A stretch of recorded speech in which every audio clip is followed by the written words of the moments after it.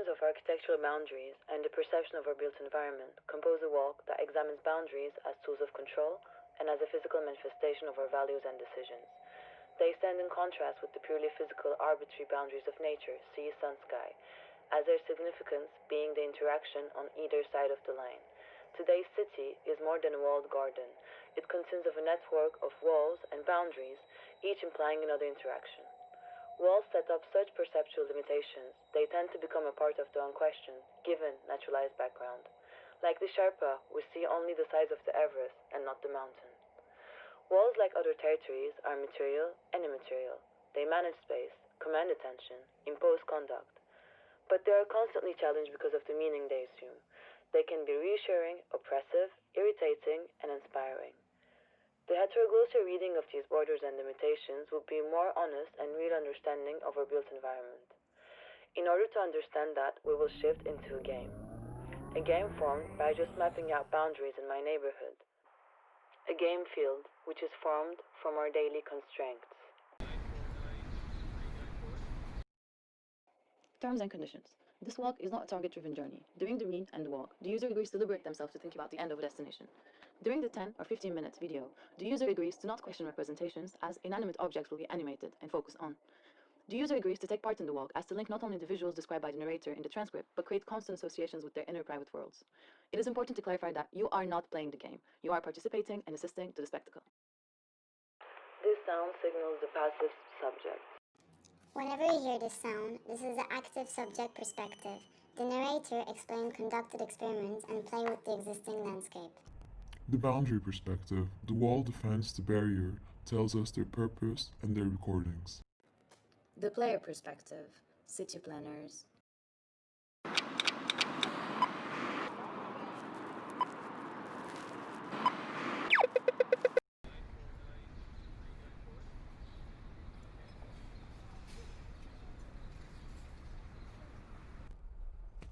I express my purpose through a small square. I protect and give my owner a feeling of safety and insurance. People look at me as if I'm a non-serious, decayed, and constantly tagged upon forgotten wall. On the contrary, these reinforce my presence and helps me fulfill my mission. I try to become a part of the background. Everyone looks at the concert banners on top and not what I'm hiding. I do have to notify the viewer. My owners therefore chose the most transparent piece of clothing. I am the warning, I don't invite.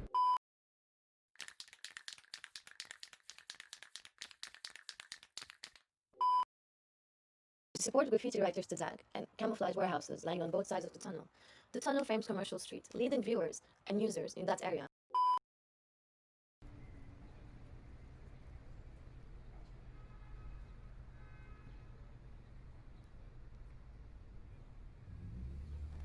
I exist vertically, mimic a line in multitude.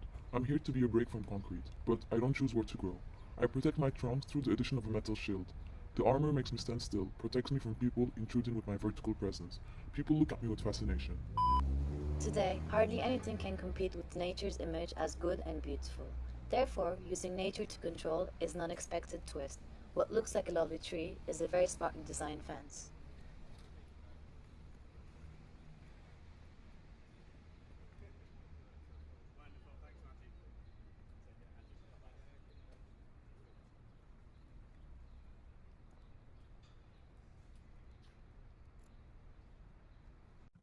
My white sterile color shows a differentiation in the streetscape. I stand, but my whole structure implies that I will be gone.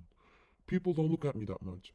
I hide the mess of the city and give the illusion of an ordered completeness.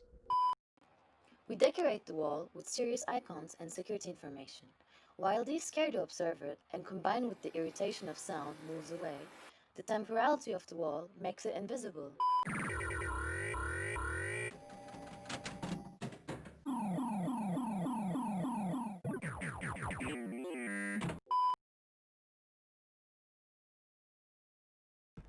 No one picks me up or realizes my state. Due to my materiality, I cannot resist every situation.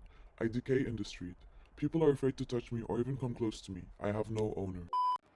People still perceive the object as an authoritarian one, so don't dare to move it. This is the funeral. They become a part of the background of the urban fabric. I push away intruders with my spikes, displaying my spikes above eye level. You are not welcome here. I do not choose to share with you any visual information about what lies behind me. I am privacy. I don't want you to look at me. I shift the space to a corridor and make it easier for you to navigate. We should direct the look elsewhere than the production area. We allow graffiti artists to populate the space and shift the attention from what lies behind to what lies in front. I push away